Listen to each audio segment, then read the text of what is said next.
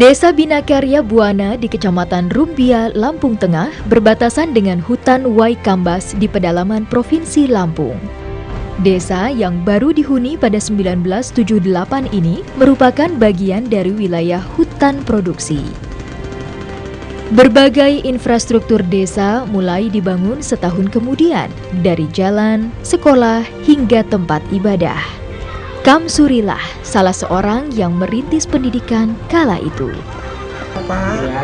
Kendati hidup sederhana, kakek 86 tahun ini menjalaninya bak air mengalir saja. Saya tak mangkat sekolah ya. Ia masih mengayuh sepeda ontel kesayangannya yang telah menjadi saksi bisu pengabdiannya sebagai guru honorer selama 34 tahun.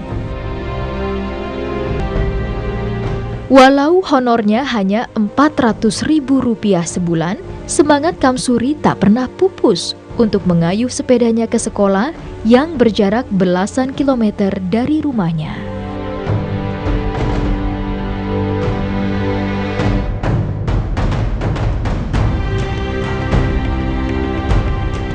Jalanan tanah, berpasir, dan berbatu kerap membuat tubuh rentanya terjatuh.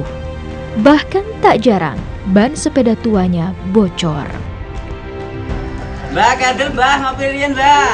Matur nuwun. Ajeng anu sekolah ya. Yang gege monggo-monggo. Mbak.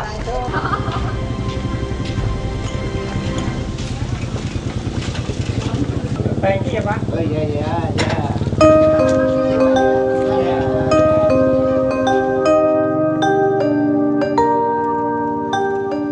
Di Sekolah Dasar Negeri 1 Binakarya Buana inilah ia menebarkan ilmunya pertama kali kepada generasi penerus bangsa setelah hijrah dari kampungnya di Salatiga, Jawa Tengah pada 1979.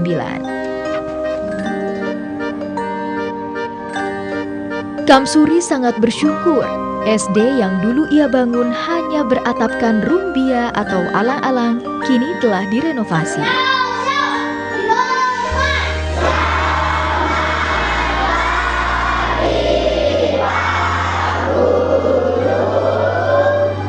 Mengabdi seumur hidup, itulah jati diri Kamsuri. Baru 3 bulan, Kamsuri berhenti mengajar di SDN 1 Binakarya Buana. Usianya yang sudah lanjut membuatnya harus undur diri dari dunia pendidikan formal. Meski demikian, ia tetap membaktikan diri dengan mempersilakan anak-anak di kampungnya untuk les belajar di rumahnya hampir setiap hari. Betul atau salah, anak-anak? Ya, betul. Saya ingin mengabdi ke pendidikan itu dalam hati saya ini sampai mati, Pak. Ya karena saya mempunyai harapan perjuangan kita ini di dunia dan di akhirat nanti biar direstui Allah yang Maha Kuasa. Ya. Dali. Pria yang hanya sempat mengenyam pendidikan hingga kelas 2 sekolah guru bantu di Salatiga, Jawa Tengah ini tidak pernah lelah berbagi ilmu. Ya.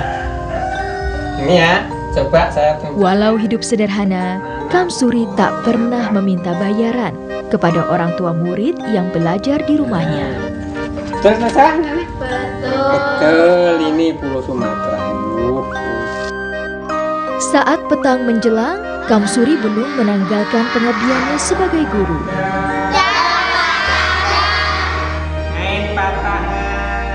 Ia mengajarkan Al-Quran di masjid dekat rumahnya setiap hari. Kamsuri berharap anak didiknya tak hanya pandai ilmu duniawi saja, tapi juga punya bekal iman yang kuat untuk mengarungi kehidupan kelak.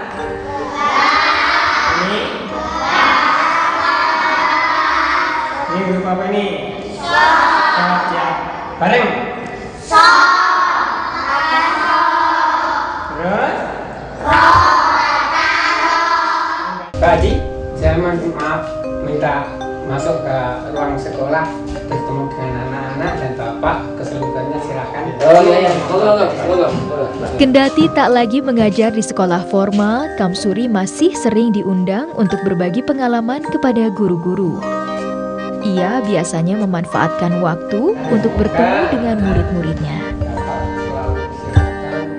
Walau sebenarnya ia sekarang telah berhenti sebagai guru honorer, Kamsuri tetaplah seorang pendidik. Panggilan yang dijalani seumur hidupnya tanpa imbalan yang setimpal dari negara, persis sebuah judul lagu yang sering kita nyanyikan sebagai pujian kepada guru. Pahlawan tanpa tanda jasa. Harapan saya, desa saya itu ke depan itu semakin mundur enggak. Dan seterusnya ada sekolah lanjutan yang tinggi. Ada SMA dan ada kejuruan apa selanjutnya gitu Pak.